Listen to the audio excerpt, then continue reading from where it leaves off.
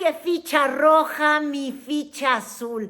Estoy hablando de Jorge Romero y se convirtió en presidente, hombre macho, mocho del PAN, de esta forma, pidiendo perdón. Hoy queremos decirles que por todo aquello que crean que haya sido un error, por todo aquello que crean que pudimos haber hecho mejor, hoy ofrecemos una disculpa pública con todo nuestro honor. Como cuando un ser humano reconoce que puede mejorar, se lo decimos a México. Ah, la fichita azul, pero como dice el dicho, más vale pedir perdón que permiso. Y justamente por ello se caracteriza don Jorge Romero. Sí, se caracteriza por los permisos y los pisos de más en la Benito Juárez, porque él es el padre del cártel inmobiliario, señoras y señores, sí, el de Benito Juárez, y había sido acusado justamente en 2023 por la Fiscalía General, por la Fiscalía de la Ciudad de México y en voz de Ulises Lara. Esto es lo que recibió su suegro, un departamento. Pagó 3 millones, pero valía 6. De a 3 millones el cañón. Como que había una persona que quería comprar un departamento, el señor Antonio, quien era suegro del que era diputado en ese momento, Jorge, a quien yo había conocido en diciembre de 2012, pues el delegado actual en esa fecha, el señor Mario, nos lo presentó. En la declaración que presentamos este martes, el empresario refirió que el diputado Cristian N. le hizo otra solicitud. Que siguiéramos apoyando y que hiciéramos la operación de compraventa del departamento en un monto de aproximadamente 3.995.000 pesos, aunque se tiene que reconocer que el valor comercial de ese inmueble, de ese departamento, era de 6.100.000 pesos. Y por eso en la mañanera la presidenta Claudia Sheinbaum ya nos dijo cómo va a ser la relación con este truán, sí, con este truán del PAN. De alguna manera distante, porque con todas sus letras lo dijo. Es la cabeza de un club de corrupción. Es decir, los propios panistas los denuncian por este pasado de corrupción. Entonces, pues eso es lo que llevó a la dirigencia del PAN.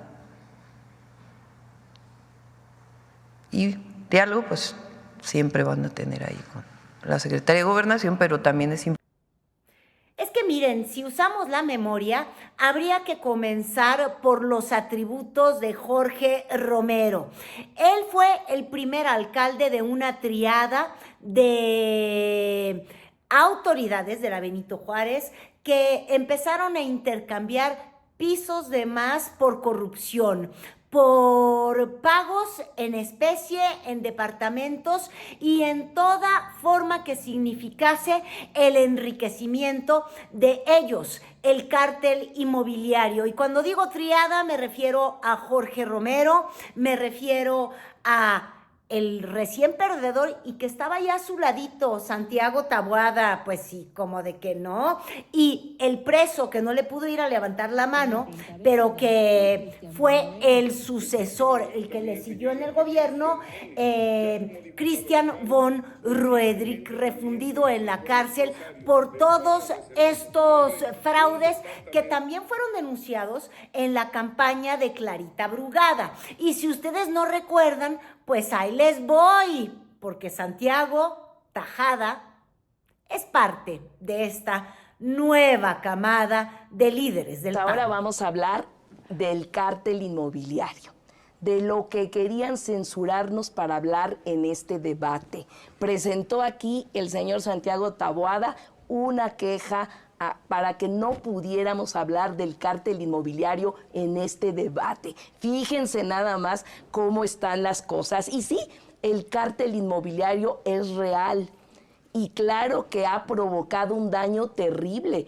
Es el escándalo de corrupción más grande del siglo. En la alcaldía que gobernó Santiago Taboada. Y miren, son 264 pisos de corrupción, 264 que además se convierten en 6 míticas, 6 edificios grandes de estos míticas. De ese tamaño son los pisos de corrupción.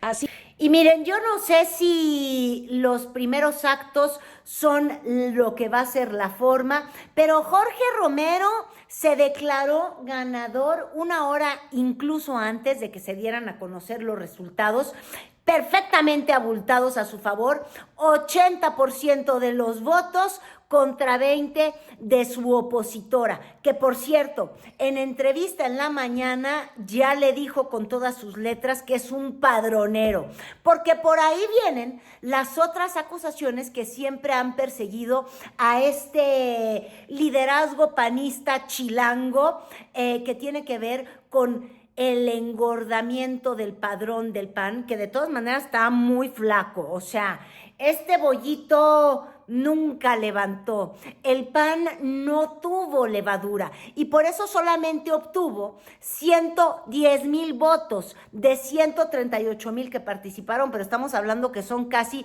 300,000 los simpatizantes del PAN, y con esa insignificancia en términos relativos, oigan, son más de 100 millones de votantes en nuestro país. Bueno, pero con esos 110,000 votitos, él dijo, ¿sabían qué? Ya se terminó esto de perder. Nosotros vamos a ganar. Y se refería a los votos, porque dinero ya sabemos que eso siempre lo hacen. Y vean cómo lo decía. Esta dirigencia viene a ganar elecciones, porque somos un partido político. Y que me escuchen bien quien me tenga que escuchar.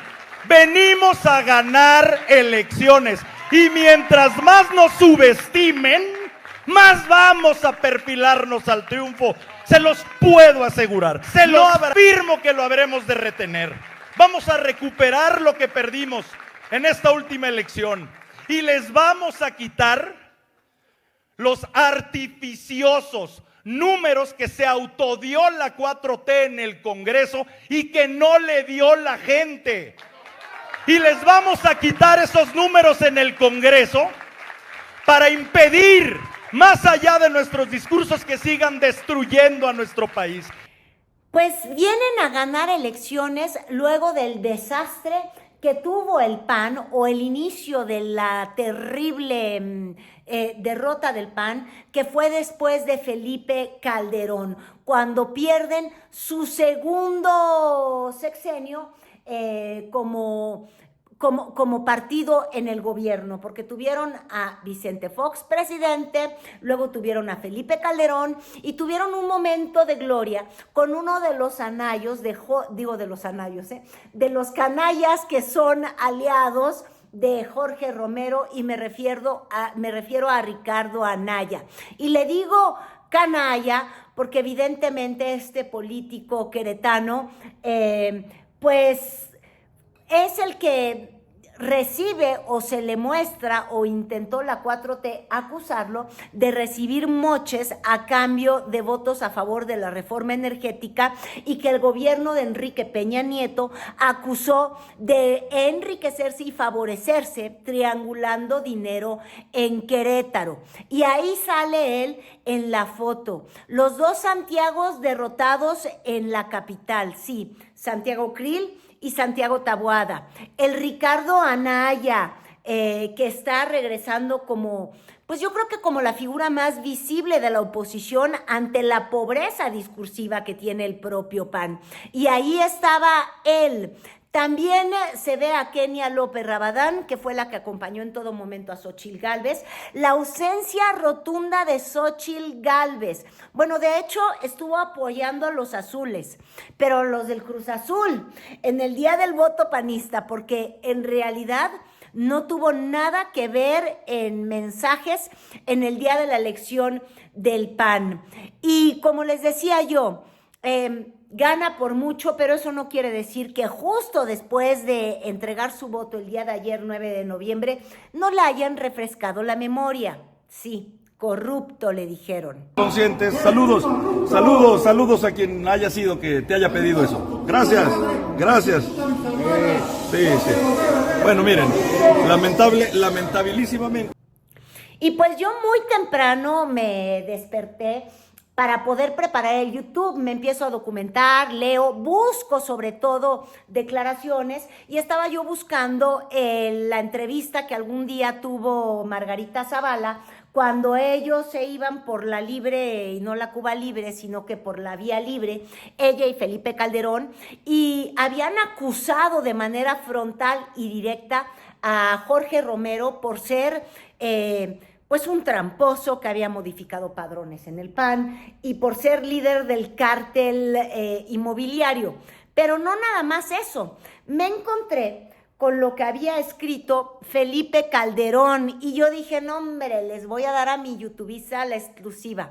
Pero fíjense que creo que la misma tarea había hecho la presidenta electa, o se la hicieron pues, y justamente retoma este extracto del libro que escribió Felipe Calderón, en el que describe cómo un familiar de él salió corriendo de la alcaldía cuando el propio Jorge Romero le confiesa que se llevaba millones, miren, lean, 7 millones, de extorsionar a los comerciantes en la alcaldía. Y ahí no paran las descripciones, pero escúchenlo primero en voz de Claudia Sheinbaum y luego les doy más detalle.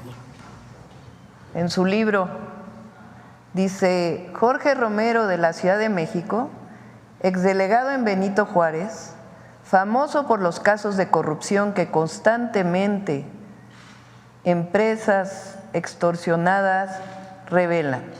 Un amigo suyo y sobrino mío me relató que dejó de trabajar con él cuando el propio Romero le confesó que asociaciones de ambulantes y otros le representaban a su grupo ganancias de 7 millones de pesos al mes. Con ellos, además, había infiltrado el padrón del PAN en toda la ciudad.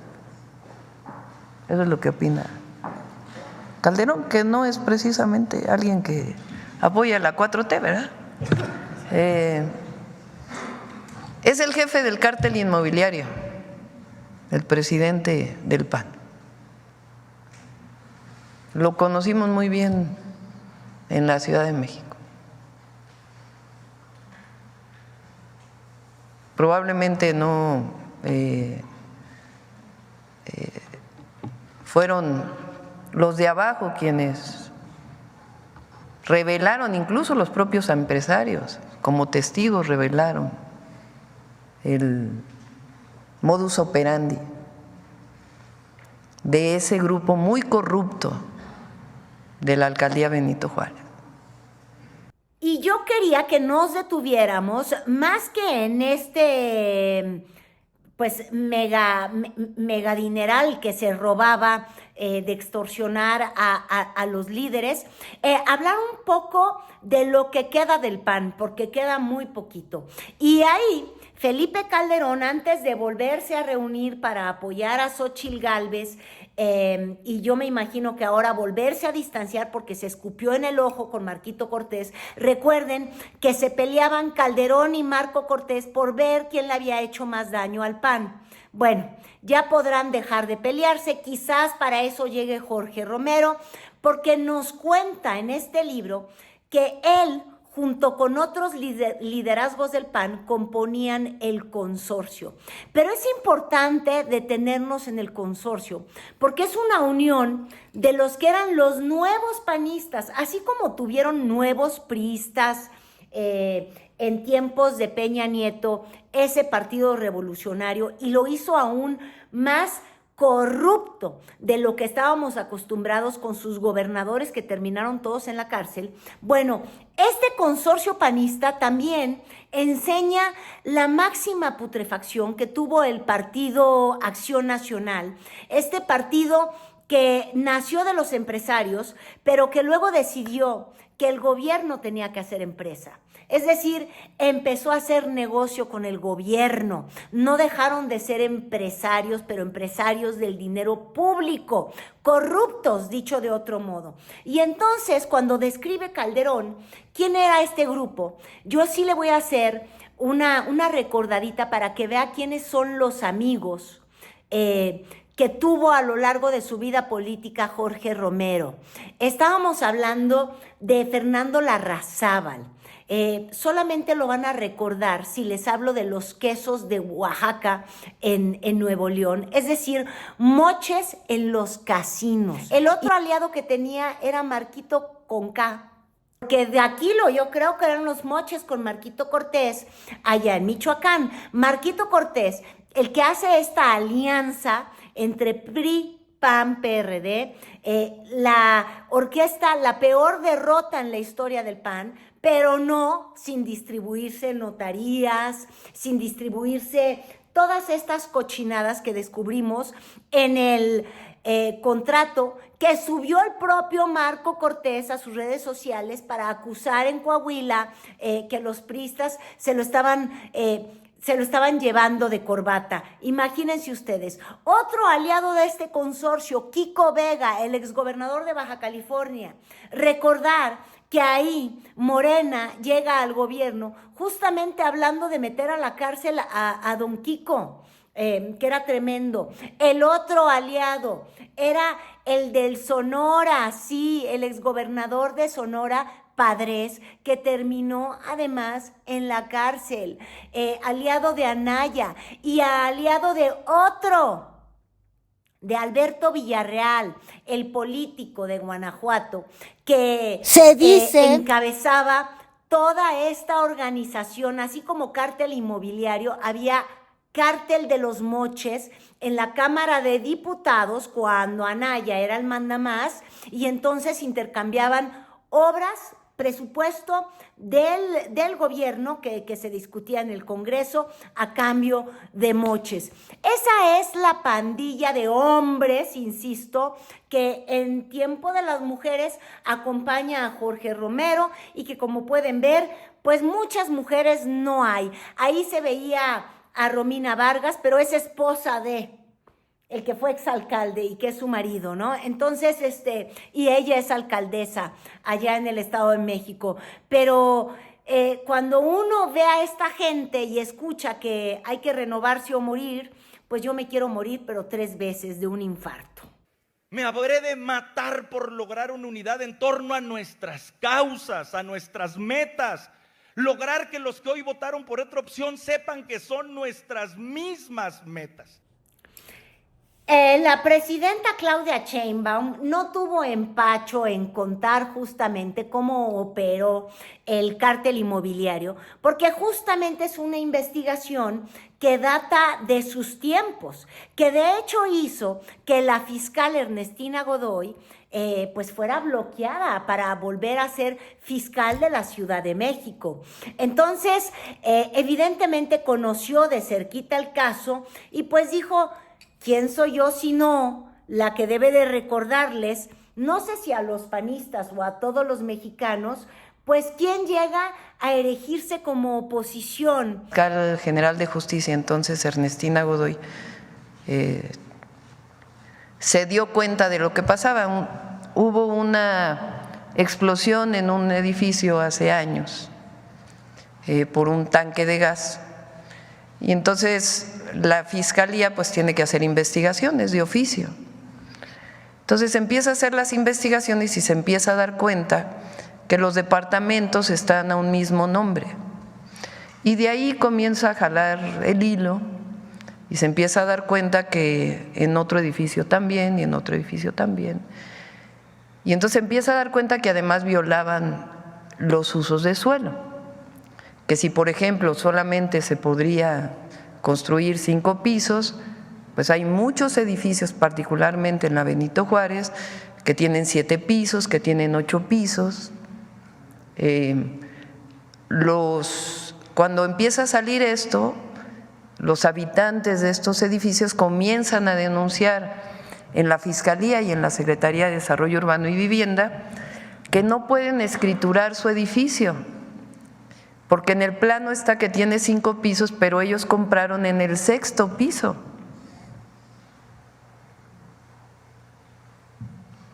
Entonces era inexistente su departamento. Y así se empezó a revisar cuántos edificios y desde cuándo tenían más pisos. Y entonces encontró un modus operandi donde el constructor daba dinero al alcalde delegado en su momento para permitirle construir pisos de más. Ahora, hay que hacer un recuento. ¿Quién es? ¿Quién es Jorge Romero Herrera? Es un abogado de 45 años.